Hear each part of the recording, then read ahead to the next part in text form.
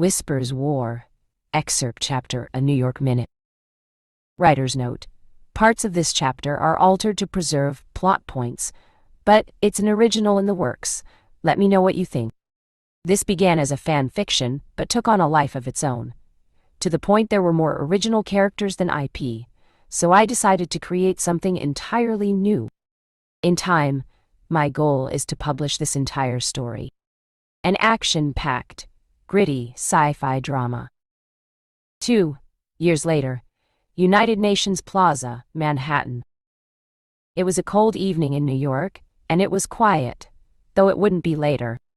It was a time of hope, patriotism, and celebration throughout the city as thousands gathered in Times Square, as well as in bars and other venues across the city to welcome in the new year. Dex. Fleming popped another gum and began to chew, feeling the cool sensation as it permeated his mouth.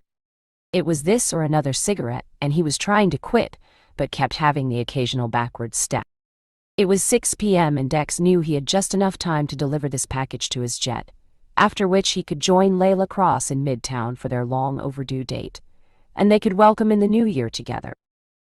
She was in New York for the holidays. They had tried, but grew apart over the past couple of years.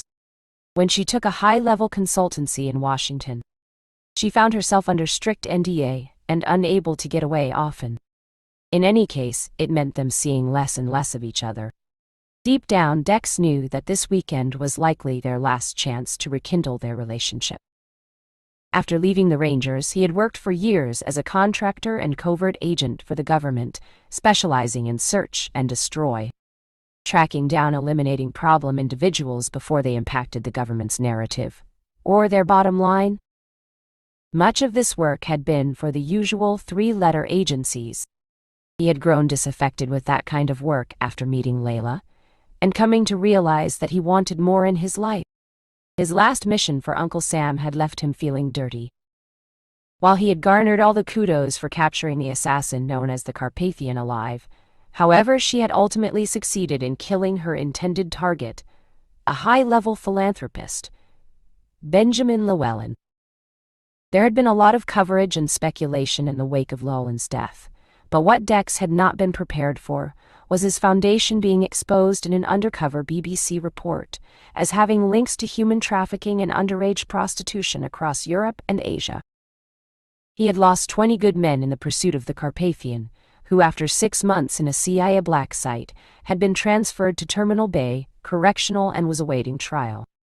Last word was that she had been moved to deep solitary after one of the guards had searched her a little too thoroughly, and she had relieved him of an eye for his efforts.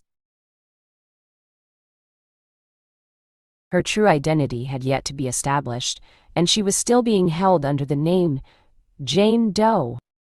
As a result, he'd wound down his contracting work and eventually made the switch to diplomatic protection. He was feeling it out and had plans in motion with some friends from the Special Forces to start his own firm. Tonight, he was part of the team protecting a package by the name of Joachim Dalton, a high-level business financier and international conciliator. He was the owner of a number of businesses, including a prominent international consultancy firm, Apex Stratagem, which provided a wide range of services from legal, operational, shipping, and security. Dex had met a few such individuals in his time, however. Dalton did stand out. For one, he was considerably wealthier than most others, and rubbed shoulders with a more influential crowd. He had risen to prominence fast, through family connections. But from what Dex had seen, he was naturally goal-oriented, driven, and a natural negotiator and facilitator. There was, however, something slightly off. Dalton did attend a lot of closed-door meetings, and some of the people at those meetings were no state representatives or known business moguls. Some were the heads of PMC groups, members of the military-industrial complex, weapons manufacturers, and some others that just didn't sit well with him. That was the world Dex had come from. He knew the types. He knew dealing under the table when he saw it. It was probably why Dalton had a larger than normal protection detail. Tonight was his last night in New York before flying to Berlin, and Dex was in charge of his protection detail. Primary is traveling, Dex said into his wrist mic as Dalton emerged from his meeting. Dex opened the door and fell into step at his side. Dalton walked fast, and Dex found himself increasing his pace to stay in step. "I'm going to miss New York," Dex Dalton said, as he reached the security checkpoint. "Yeah, well, hurry back. Don't forget to ask for me." Dex chuckled. Dalton was a people person and was very approachable. Dex had, of course, heard horror stories about other clients from his friends and contacts who had also made this transition, but he had lucked out with Dalton. He appeared to be one of the good ones. "I certainly won't forget," Dalton smiled. "What's next for you?" "Got plans for tonight?" he asked. "A long overdue date," Dex said, then added, "very long." "Overdue?" "Well, she's a lucky lady," Dalton said. Dex walked Dalton out to his motorcade of 3 cars. He was primary in the armored limousine, which was escorted front and rear by 2 Rezvani Vengeance armored Escalades. Dex opened the door for Dalton, who took one last look up at the UN Plaza before promptly climbing in, followed by Dex and another protection officer named Ben Grissom. Like Dex, a former Army Ranger. In the limousine's front passenger seat was an Englishman. Robert Tyler wasn't much for personality, but a solid protection officer, a former London Metropolitan Police officer, with 10 years on the Parliamentary and Diplomatic Protection Command. Dex had been with all these guys for the past month while Dalton was in the U.S. They were his regular guys, and while Dex was an outsider, he had come to trust all of them. They all came from different backgrounds, but were a solid group of operators in their own right. Dex made one last check around and then spoke into his wrist mic. "Let's move it out."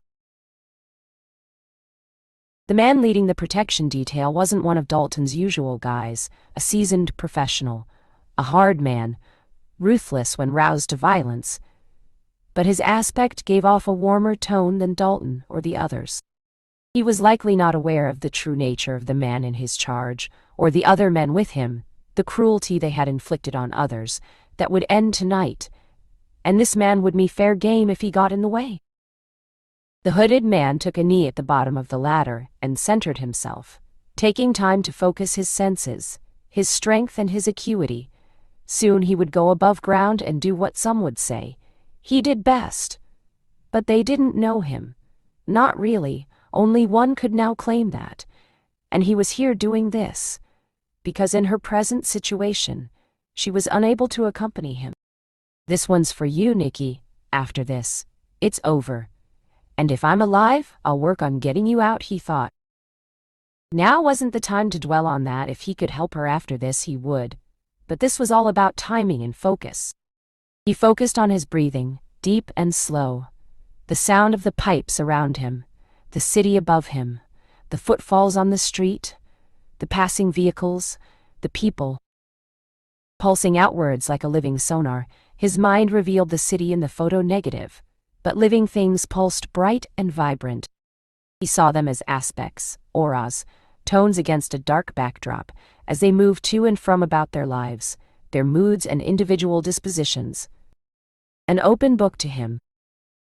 He focused his mind and visualized the street above, the layout, the ingress points and egress points, potential hazards and processes needed for success in what he was about to do. He had had many names in his life. The first he was given was Connor Braddon, and it had taken him a long, painful road to reclaim it. At the age of 12, he was taken by the Institute, where Project Morrigan had given him a new name, more of a call sign, Raven 28, and forced him into a new way of life, more regimented, more brutal, more challenging, training his body and his mind for a war in the shadows. He was one of many children taken from their families, their homes, or disappeared off the streets and forced into that brutal regime of physical and mental conditioning.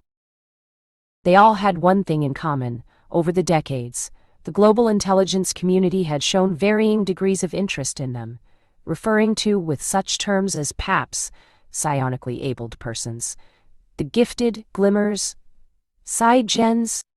There was, however, an older, more established name by which they referred to themselves. They were the sighted. individuals gifted with extrasensory abilities beyond the range of any normal human's mental or sensory capacity. His own abilities extended into the empathic and telepathic range, with a remote viewing capability. That was what he was doing right now. He was allowing every aspect of the environment, his objective, obstacles, and threats to soak into his mind. The project had crafted sighted children such as him into world-class operators, living weapons, and sent them out into the world. Their mental abilities honed to a sharp edge for use in infiltration, espionage, and assassination. Many of them, himself included, had escaped, thrown off the chains of the project, and eventually formed a plan to destroy the organization in its entirety. They had had their day of blood, their day zero. In the decades since, they were all on cleanup. They had spread to the four corners of the earth, tracking down every last individual who subsidized it, provided intelligence, logistics, or personnel, and those who profited from it. They were now the targets. Joachim Dalton had used his charitable foundations to covertly identify sighted children for the project. He was the last one. Connor only wished Nikki could be here, but her luck ran out in Budapest. He visualized his target and the men guarding him. Some were more seasoned than others, their violence of action was sharper and more ingrained, but their will was nothing compared to his will. His senses were aligned, his heartbeat steady, his muscles tight, and his abilities sharp. He stood and activated the drone control program. Mounted on the inside of his wrist gauntlet, where he had attached a high-capacity wearable PDA connected to the drone FPV system. He took the time to check the gyrojet system on the top side of his gauntlet was primed. It would be his opening salvo. The FPV system linked the PDA on his wrist to the HUD software in his helmet. It contained an advanced AI targeting system, which a friend had written specifically for high-end situations just like this. Essentially, he had pre-programmed the vehicle profiles into the FPV system. All he had to do from here was set it to its target. After that, it was fire and forget. For the few he was holding on standby, he could use his helmet's ocular sensors to profile specific targets and task the drones directly.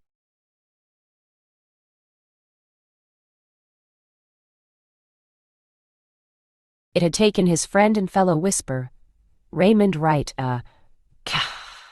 Raven 44, 2 whole months of near non-stop work to write the program and incorporate it into his devices specifically for this job. Raymond, like himself, had carried on in the mercenary life after day zero, but he was an outstanding engineer and tech genius. He had a secluded workshop located in an as yet undiscovered portion of the Nottingham caves. Undiscovered to anyone but him. In exchange for the work, Connor had spent those 2 months taking care of several organized crime elements in the city that had overstepped the mark. Reaching down, he picked up his helmet and secured it. The HUD activated, and to the right and left of his vision were the remote displays of all the drones he had set along the route of the convoy. They were activating now, and in the next few seconds, they would be on station. The system picked out the profiles of the target vehicles. Connor checked his weapons, activated the FPV program, and grabbed the ladder that led up to the street. Let the games begin. As the motorcade pulled away, Dex couldn't explain it, but as soon as they exited the UN Plaza, he had that feeling, the hairs raised on the back of his neck. Something wasn't right. Those feelings were almost immediately confirmed when Dex heard the unmistakable high-pitched whine of an FPV drone, and turned just in time to see the small, fast-moving quadcopter swoop around the corner of 45th Street. It had the unmistakable profile of an RPG-7, rocket attached to its underbelly as it dove at the lead truck. Dex barely had time to raise his wrist mic to his mouth, and could only watch as it hit the hood and exploded in a near-deafening crack, showering sparks and shrapnel clear across the street. A testament to how well built those trucks were, it wasn't enough to put the Rezvani Vengeance out of action, but it was enough to rock the truck to the one side and severely damage the front armor plating. Jesus fucking Christ! Dalton shouted as Grissom grabbed him and pushed his head down. "Exit right, East 43rd. Dex barked into his microphone and the lead truck peeled right, followed by the rest of the motorcade onto East 43rd. Heads on a swivel. "Did anyone see a spotter or an operator?" Dex asked over the radio channel. The reply was all negative. "Exit left on 2nd Avenue, Dex ordered. Then watched in horror as the lead truck began to turn, only to be hit by 3 more high-X FPV drones, which came directly up 2nd Avenue South. These drones did the job and put the truck out of action. The armor plating over the engine block was shredded, and the truck sputtered and came to a halt. All but the driver survived and immediately jumped out and set security around the stricken vehicle. "Everybody get into a vehicle now," Dex ordered and immediately cursed himself for raising his voice. He was the lead officer on this detail. It was his job to remain calm and keep everything running smoothly. He'd trained for this. Hell, he'd been on the other side of this, taking out a target. The limousine and the rearguard vehicle slowed just enough to allow the 7 operators to jump inside or hold on to the sides, respectively. Dex took a breath and found a calmer tone. "Hang right, uptown, then exit left on East 54th. We'll double back along 7th Avenue. Just at that moment, he spotted another FPV drone hovering on station above on 45th Street, then another as they passed by 47th, 48th, and 49th. As they passed, each one fell into pursuit as they passed by. Soon there were 6 drones on their tail. "Speed up, Dex," said across the channel. "Don't stop for anything." As he passed by 2 more streets approaching the turning point, Dex came to a horrible realization. "Shit," he said, "we're being herded." Tyler leaned forward in the front seat and twisted to look back. "If these are the hounds?" he asked. Luke Garcia and his girlfriend Juno Williams had been enjoying their night. They had both been feeling warm and full, having just enjoyed a large pizza together at one of their favorite places on the corner of 1st Avenue and East 52nd. Their plan was to make their way up to Central Park for a couple of hours, and then join the festivities in Times Square for the main event. The traffic wasn't particularly bad. They were walking north along 2nd Avenue when they heard the first loud boom, somewhere a few streets behind. It caused a few people to turn and regard back down the street, but initially went about their business. All that changed when they reached the intersection of 2nd Avenue and 54th. Juno had noticed it first. All the cars were hitting their horns as the lights were on red all across the intersection and weren't changing. Only the bus lane was free? A few moments later, there was a metallic grating sound, and Juno pointed to one of the manholes in the middle of the intersection. Before Luke knew what was going on, the manhole detached and someone climbed out. Not just anyone. The man was dressed in dark, tactical clothing and carrying an advanced-looking submachine gun slung by his side. The man stood up and looked around before kicking the manhole cover back into place. It was only when he turned briefly to look at Luke did he see those 8 red dots where the eyes should be. The guy was wearing some kind of advanced helmet. It was then that they both heard it, car horns blaring and loud engines revving, coming closer. Luke did the only thing he could as an amateur content creator. He pulled out his phone and hit the "I go live-in" button. What happened next he was wholly unprepared for. The man in black strode slowly and confidently into the middle of the intersection and tapped the small screen on his left forearm, where Luke zoomed in to see some kind of gauntlet device. The revving engines drew closer, and Luke pointed his camera back down 2nd Avenue to see several large vehicles approaching at high speed. He zoomed in, and only then did he see that there were several drones in their air and appeared to be chasing the vehicles.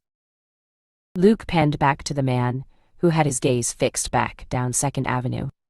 The only movement he gave was a small shrug and stretched himself. Whatever was about to happen, he looked ready for it. "What the hell is going on?" Juno asked, and then all hell broke loose. As Dex looked past Tyler through the front windshield, he realized he'd made the connection too late. The drones were indeed the hounds, and if there were hounds, there would be a hunter. A dark figure stood in the middle of the intersection they were approaching on 2nd Avenue and East 54th Street. The next few moments happened in slow motion. Dex spotted the man in the intersection. Just a shadow in a hood at first. It was the evening in December, after all. As they drew closer, his training kicked in and he picked out details. The man was wearing an advanced tactical jacket with segmented pads and built-in shoulder armor on the left side. He wore black or dark gray tactical trousers with more armor pads. Most notably, the full-face helmet that peered out from beneath that hood was like nothing Dex had ever seen. An advanced design. It was mostly smooth, apart from the 8 small red ocular sensors arrayed around the center of the helmet, behind a type of mesh, very smooth, sleek and conservative in design. The eye sensors looked almost like the configuration of the eyes of a spider. Dex also spotted in his profile the handle of a blade sticking up over his right shoulder in a Kevlar sheath. Dex was only partially aware of the almost reverent tone in which Dalton uttered Jesus Christ. One of them. The man casually stepped to one side as the limousine passed and didn't raise the Chris Vector SMG in his hands. Instead, he raised his left arm with a closed fist, which Dex then noticed had an advanced-looking gauntlet with 2 vented ports. Several small rocket-propelled projectiles emerged from the 2 barrels on the top of the gauntlet and struck the lower portion of the limousine on the near side front. The high-explosive rounds rocked the limousine, sending Dex, Dalton, Grissom, and the 4 operators that had joined them tumbling as the driver lost control, and was subsequently T-boned by a truck at the intersection. There was a white flash as Dex's head impacted the roof as the limousine lurched to the side and was immediately flipped. He was dazed, and for a few moments he felt himself drift. There were a few screams in the street and people ran for cover as the 2 large trucks and the heavy-looking limo tore up 2nd Avenue and swerved for the empty lane with the drones in pursuit. The man in black looked icy calm as he stepped to one side. There was a prolonged hissing sound, and Luke didn't initially see where the small projectiles came from. The guy didn't unlimber the SMG at his side. Whatever those things were, they were powerful enough to rock that armored limo. It seemed to swerve again as it entered the intersection, and just as it did, a large semi came across the opposite way and smashed into the side of the limo, sending it up onto its side and flipping it. The last big truck behind the limo peeled right and drew up beside the stricken limo on the corner, and several heavily armed men jumped out. At the same time, the first armored truck, which had made it across the intersection, slammed on its brakes and skidded around in a near-perfect drift. It was now facing them. The whining thrum of the drone got louder, and Luke saw the man in black turn casually to one side, just as 4 of the drones zipped by him on either side. 2 went for the truck on the intersection and detonated on its hood, rocking the vehicle and rendering it unusable. The other 2 drones peeled right and hit the truck and the limo. One of the men was blown off his feet and didn't get up. By now, a number of cars had attempted to get clear by crossing the intersection, only to find themselves blocked. Panicked drivers abandoned their cars, and only now did the first shots begin. Luke was so engrossed in what was happening that he didn't move until Juno grabbed him and pulled him down, just as several stray bullets impacted the wall behind him, chipping the marble facade all over the sidewalk. Only now did the man in back unlimber his gun and go into a crouch behind the hood of one of the cars on the intersection. He popped up and fired several bursts at the men by the limo. One of the men was struck and went down. The others repositioned into cover, and the survivors from the other vehicle moved along the opposite sidewalk to support them. The man in black pulled a small grenade out of a pouch on his belt and tossed it in the direction of the limo. It went off with a blinding white flash and a near-deafening crack. The man popped up and fired several more bursts before flicking away a spent magazine and reloading. He then stood up, in a low stance, with the weapon trained on the stricken vehicles, and began to move forward. Dex fought hard to shake himself out of it. As he did, he heard more gunfire and explosions, and knew the pursuing drones had likely struck home on the limousine and the rear-guard vehicle during the crash. When he regained his senses, he realized he was laying on the near-side rear window, staring at the asphalt. The limousine was on its side. "Everyone out," Dex ordered. The front windshield was bulletproof, but the explosive rounds and the crash had destroyed it. Dex was able to kick a big enough hole to get them out and immediately became aware of the gunfire. Grissom and Tyler both set themselves at opposite angles, covering one another as Dex brought Dalton out and got him into cover. Dex handed Dalton off to Grissom and rounded the front of the limousine to see his remaining men in the rear guard vehicle heavily engaged with what he assumed at first were multiple hostiles. As his senses fully returned, he now saw it was only one. The man from the intersection had closed the distance and engaged his rear guard in close quarters as they drew up to set security. Dex shook off the last of the days and looked up just in time to see one of his fellow protection operators. John Almaye was a former police officer from Mississippi. He approached the hostile, the man in black who was moving from cover to cover, taking shots at the rear guard. Almaye had moved around in a flanking maneuver. Almaye waited until he heard the vector click. The man in black flicked away a spent magazine, and Almaye made his move, breaking cover to fire. It was almost as if the man in black had been expecting it, for he jumped up at the precise moment Almaye did, meeting him mid-stride. The man in black took hold of Almaye's MP5 and twisted it up and outwards, breaking the line of fire and trapping Almaye's arm at an awkward angle. The man then punched him with the flat barrel of the vector, stunning and knocking Almaye back 2 paces. Almaye went for his sidearm, but the man swiped his arm, taking the barrel offline and went for his own sidearm. An XR 920p came out faster than Almaye could reach out to push it off his line of fire. The man put 2 rounds into Almaye's chest, at point-blank range, then up to his head and ended him. The man then quickly spun around, ducked, rolled and tripped another one of Dex's men, Oliver Baines, who had flanked from the opposite side, grappling, pinning him to the ground and dispatching him in the same manner. All of this happened before Almaye had dropped to his knees and slumped to the floor. The man then dove and rolled into cover behind a bright red SUV, which had also been impacted during the collision. Dex didn't see him reload his vector, but he heard the weapons cycling. From there, the man in black broke cover and resumed his relentless advance. Edward North, like Almaye, a former police officer from Chicago, jumped up and unloaded an entire clip of his MP5 short into the man. But it had no effect. Dex had never seen a tactical suit like that before, but guessed it was some form of advanced nanofiber. He had read about advancements in the technology, but had no idea it was on the streets. The man backhanded the MP5 off his line of fire, then kicked North in the side of his knee. There was a horrible crack, and North screamed as his leg bent at an angle. It was never meant to bend. The man then grabbed his arm and threw him bodily over his shoulder to the floor, where he pinned him and dispatched him with a headshot. As if nothing happened, he stood up and continued advancing. Dex had seen assassins before. He'd fought them, he'd even worked with them, but he had never seen anyone this vicious and relentless, especially when completely outgunned. Jesus fucking Christ! Dex flung open the back of the now totaled Rezvani Vengeance. The drones had struck the engine block from top and bottom, piercing the armor and shredding the engine using some kind of shaped thermite charge. Dex pulled out the Atchison A-12 assault shotgun and ordered his men to fall back down East 54th. Dex took a deep breath and swung the barrel of the A-12 around the side of the truck. Dex couldn't see his actual eyes behind that mask, but there was definitely eye contact. Then Dex clamped his finger down on the trigger and let loose with the A-12, sending 12-gauge slugs down range at the man.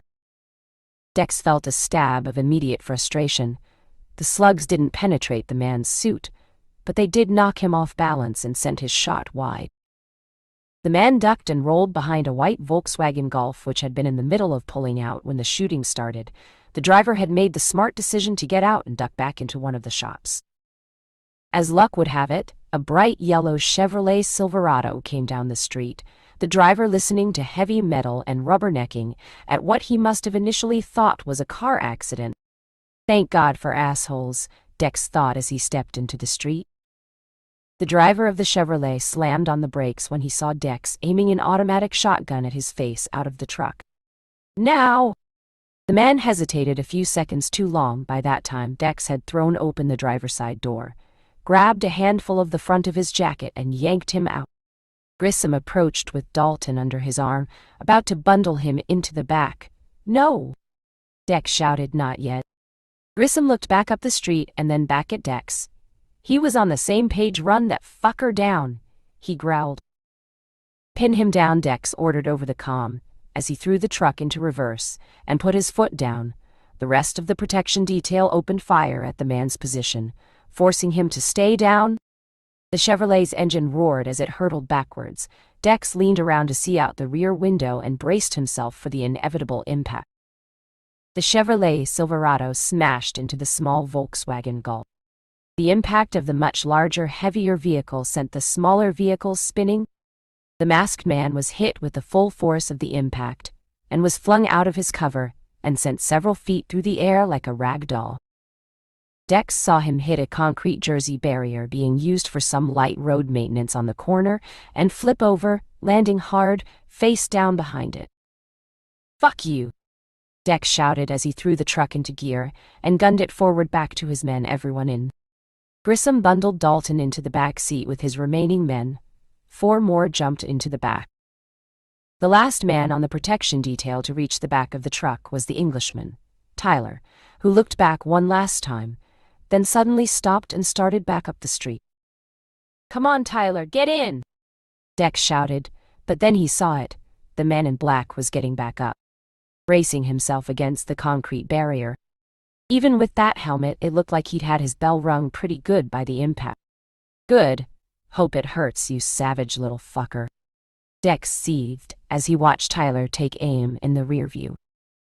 Seeing his chance, Tyler raised his M4 carbine and carefully aimed as the man stood up.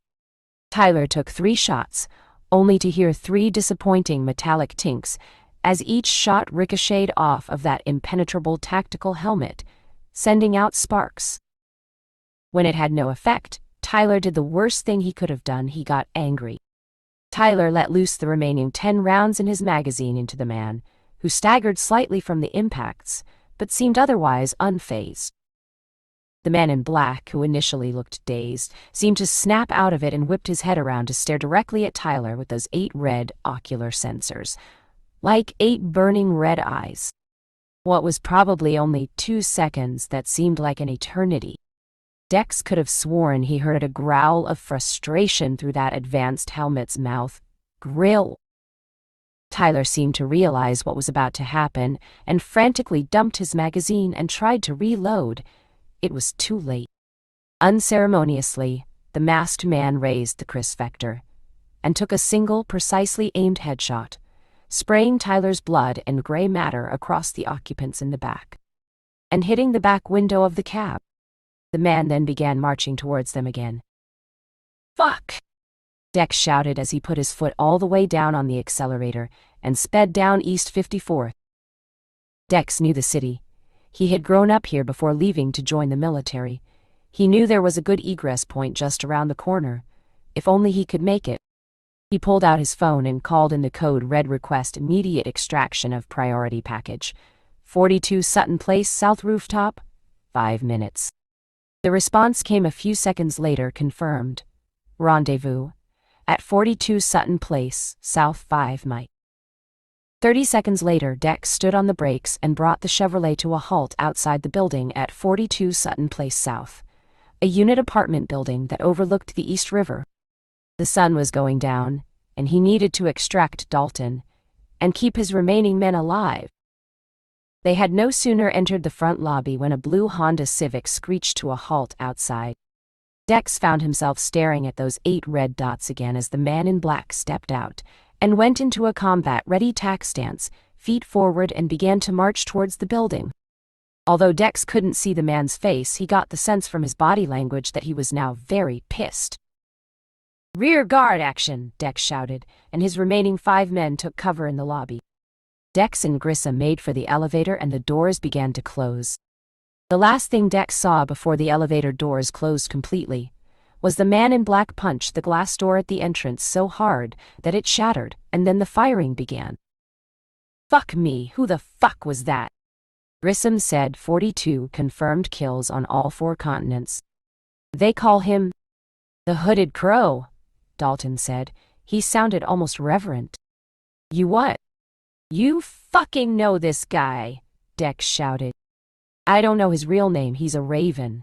An assassin for the highest bidder. Listen, Dex, you've got to get me out of here because the one thing I do know about him is that he will not stop." Dalton's voice was shaky. He clearly knew who this Hooded Crow was from whatever under-the-table shit he was involved with, and was terrified. Dex had never encountered anyone this relentless since the Carpathian. But she had a less overt approach. Things had only become violent when she got cornered in a building in Budapest, unable to reach the small dinghy she had planned to use to escape down the Danube. He clicked the radio report. The channel briefly crackled to life, and all Dex heard was a lot of gunfire and screams. "Fuck, I think it's just us." The elevator stopped at the top floor. Dex raised the AA-12 and cleared the corridor, while Grissom moved Dalton. At the far end of the corridor, Dex spotted the exit up onto the roof and kicked it open. Just as he did, he rounded and aimed the shotgun down the hallway. 3 of his men emerged from the stairwell, looking bloodied. All 3 were aiming their weapons down the stairs. Dex felt an instant rush of relief that they weren't the last ones after all.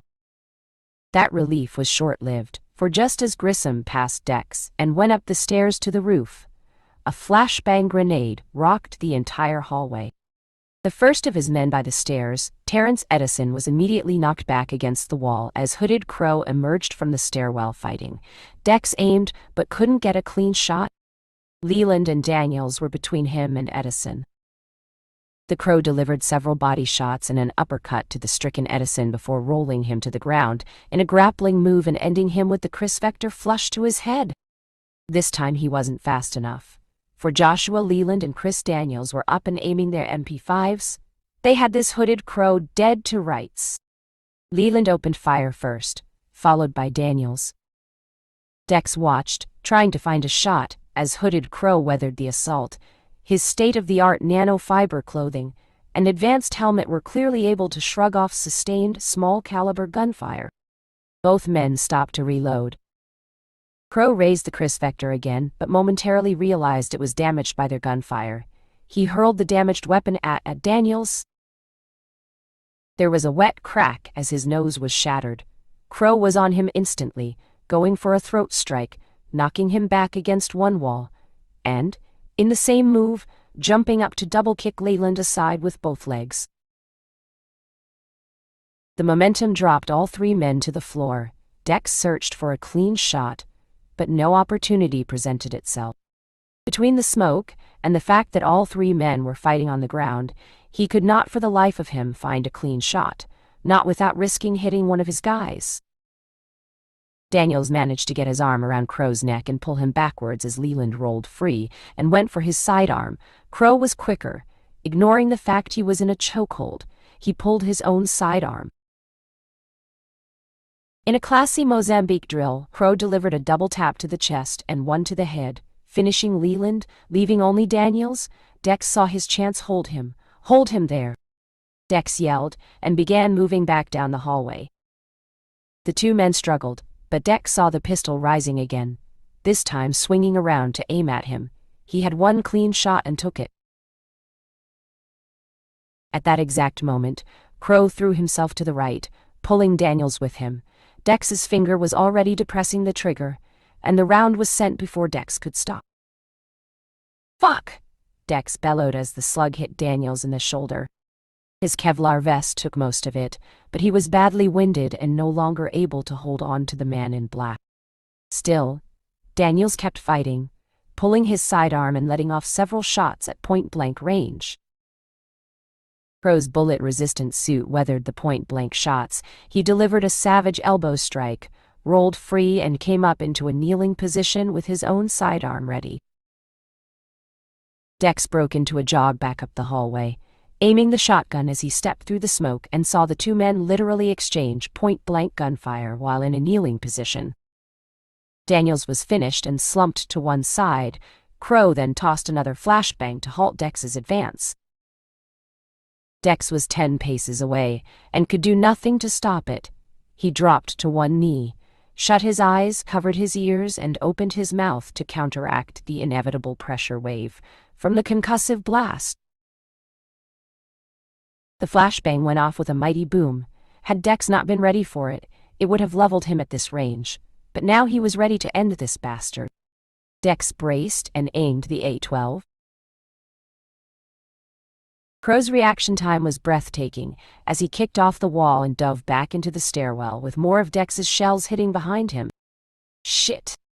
Dex looked down. He had half a drum left, and one 8-round box magazine left containing 12-gauge slugs. He wasn't going to make them blind shots. It was time to go on the offensive. Dex rushed forward and aimed the A-12 down the stairwell. Crow was faster. Raising his arm with the advanced gauntlet weapon, he unleashed a burst of small, hissing projectiles one after the other, causing Dex to dive back around the corner. The projectiles were small, about the size of bullets, but rocket-propelled, and detonated with significant force on impact, ripping out a large chunk of the wall. Dex was familiar with this type of munition. It appeared to be an advanced type of Girojet bullet. It had been invented back in the 60s, but never caught on due to its unreliability and wasn't cost-effective. He had a friend, a former Navy weapons specialist, who had taken him out on his range in Wyoming, and he had actually got to use the original Girojets.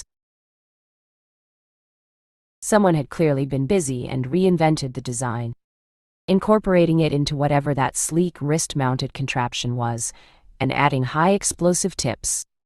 Whatever the case, this new version was lethal. Realizing he was once again outmaneuvered, and with the smoke making it hard to see in the hallway, Dex opted instead to fall back towards the rooftop door. He fired off the rest of the drum in the direction of the stairwell to cover his retreat, before dumping the drum and replacing it with the box magazine as he made for the rooftop door. Dex made it around the corner and slammed the door shut, just as he saw the man in black emerging from the smoke in the hallway. "What the fuck was that?" Grissom yelled. "I don't know, Dex," said. "I think he's using explosive Girojet rounds. Never saw nothing like it. He's one of the Ravens. He'll keep going till we're all dead," Dalton shouted. He was still being held down in a protective posture by Dalton. Dex didn't know or have time to consider what these Ravens were. "Yeah, later on. You and I are gonna have a serious chat about how you know this guy," Dex growled.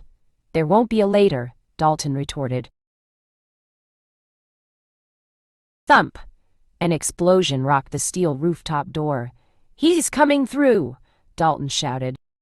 "How long till extraction?" Grissom asked, prompting Dex to check his watch. 60 seconds out, Dex said, and stole a glance south in the direction of the UN Plaza and spotted their ride inbound, a twin-engine Sikorsky MH-60 Pavehawk. On board would be reinforcements. Their attention was drawn back to the door by thump, thump. The bottom of the door began to buckle. Dex raised the A-12 at the door and backed up. There wasn't much cover up here, just a few brick walls and arranged flower beds. Finally, with one powerful concussive blast, the door was blown off its hinges. Both Dex and Grissom trained their weapons on the doorway, but all they were looking into was a thick blanket of smoke. For the next few seconds, nothing happened. Then, tink, tink, tink. Dex looked down to see an M84 stun grenade rolling towards his feet. "Grenade!" Dex yelled and kicked the grenade away into the corner as he ducked to cover his eyes. The detonation rocked all three of them, but Dex was the first one up on his feet. Dex brought the A-12 to bear on the doorway, but never made it. Crow was already on him. The man Dalton had called Hooded Crow grabbed the barrel of the A-12 and directed it away, while in the same move he jabbed Dex in the elbow, dislodging the shotgun and sending it spinning to the floor. Dex went for his Glock 20 with his free hand but was instantly smashed in the face by two open-hand palm strikes and a hard knee to the abdomen.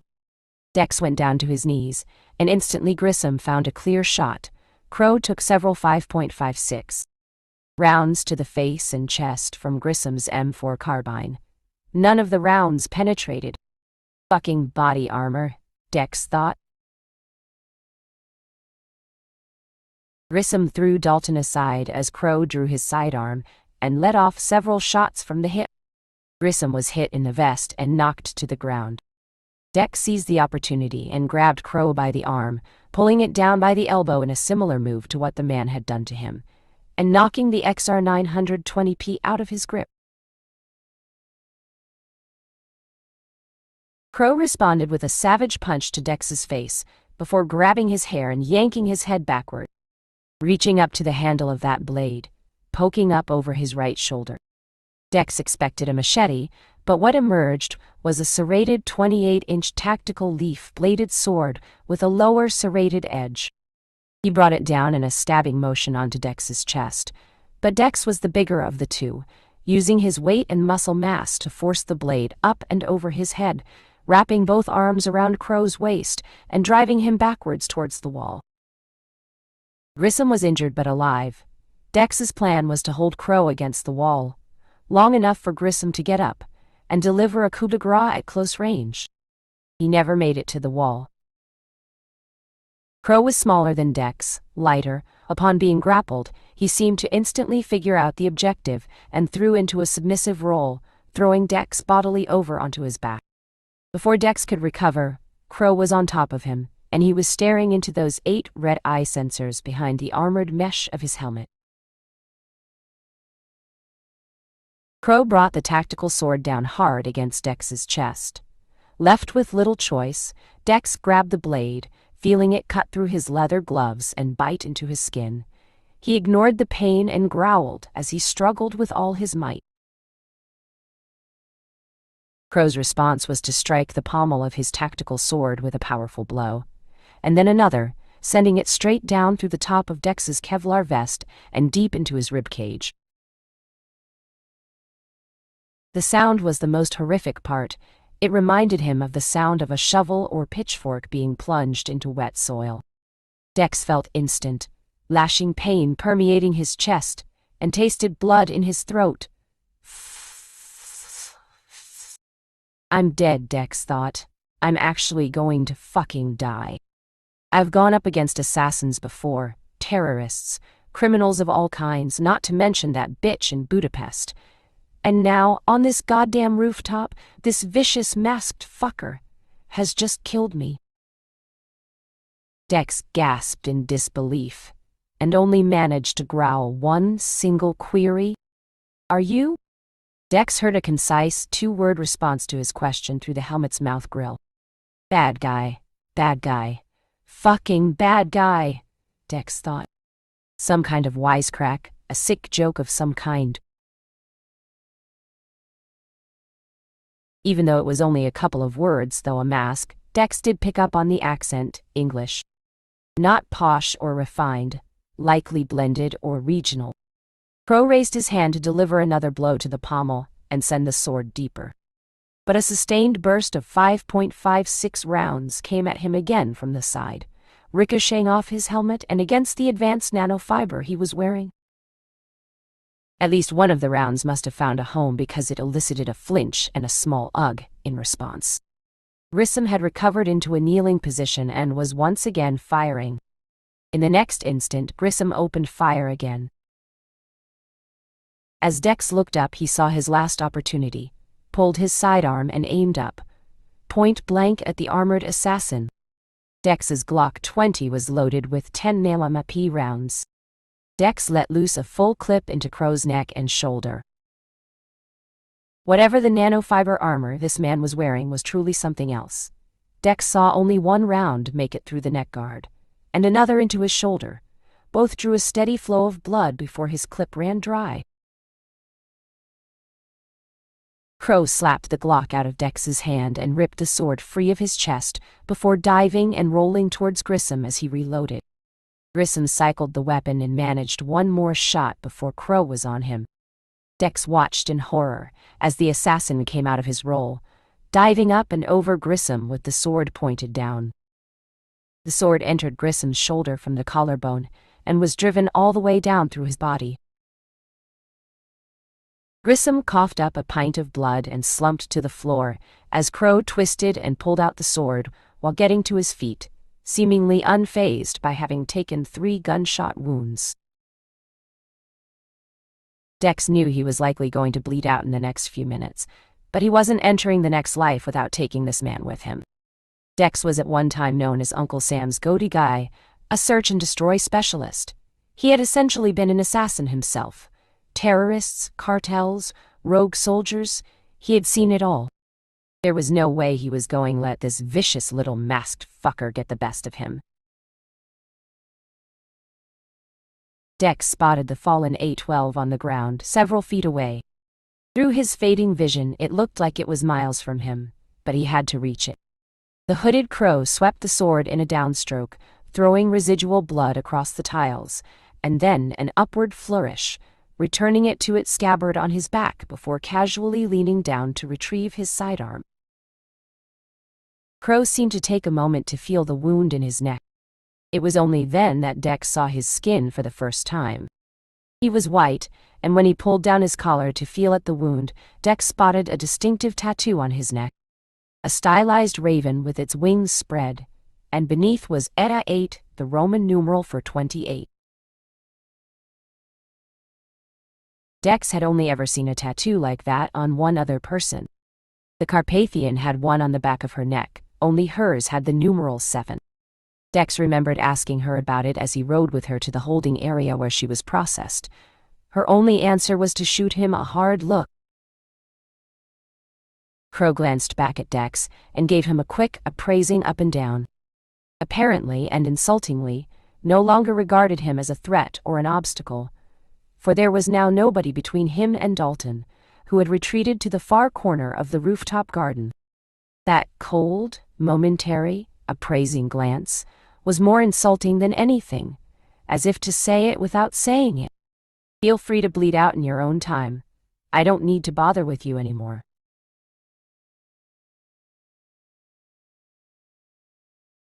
Dex could hear the engine of the approaching helicopter. They would have a gunner on board who would be able to make short work of this fucker, maybe. Just maybe, Dex had bought enough time.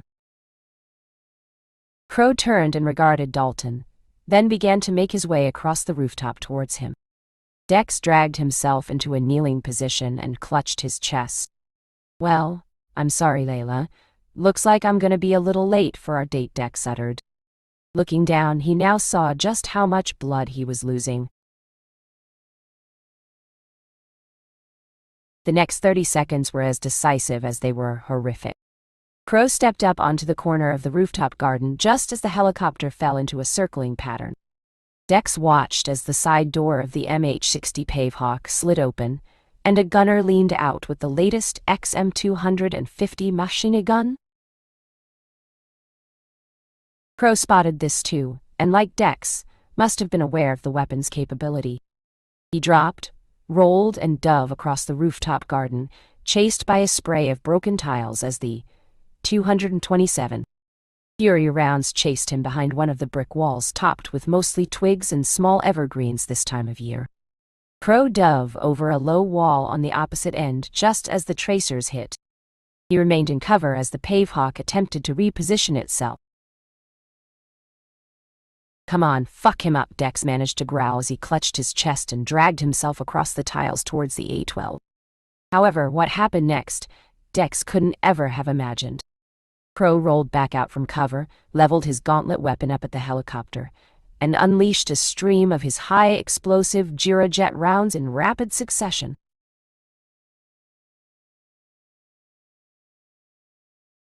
Dex could only watch in horror as the small, but highly explosive projectiles streaked towards the MH-60 Pavehawk. The pilot obviously spotted it too and attempted evasive action. The first few rounds struck just near the gunner, causing him to duck out of the way. Several more struck inside the open door and inside the crew compartment, and the last few struck and detonated along the main body, but failed to do much damage. Crow lowered his arm but kept his gaze focused on the helicopter. The man in black did not attempt to drop back into cover and simply stood there.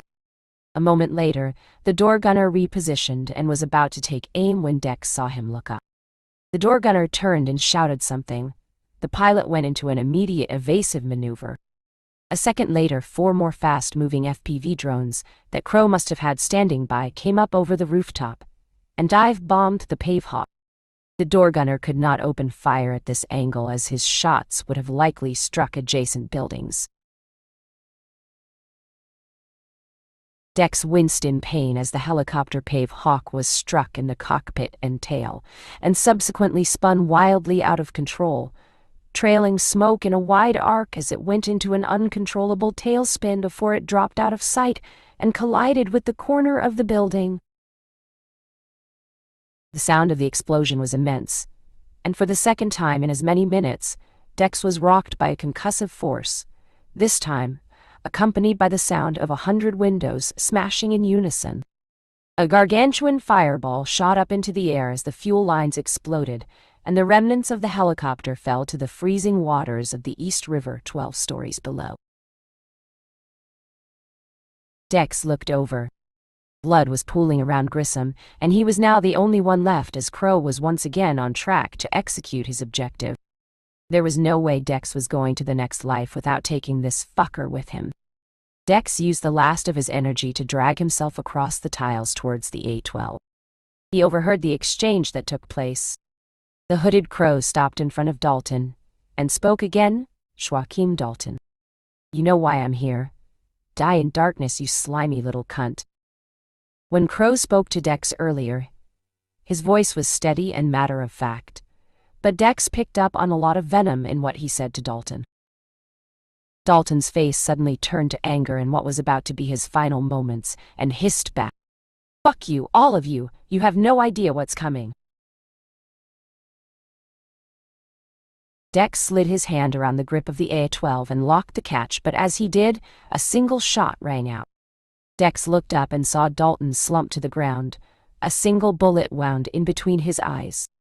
There was a wet thud as Dalton's head hit the tiles and Crow loosed off 4 more rounds into his head.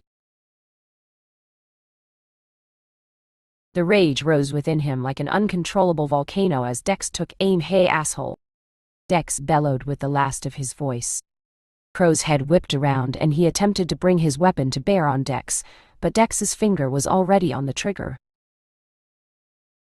Dex sent all 8 12-gauge slugs right into the hooded Crow's center mass.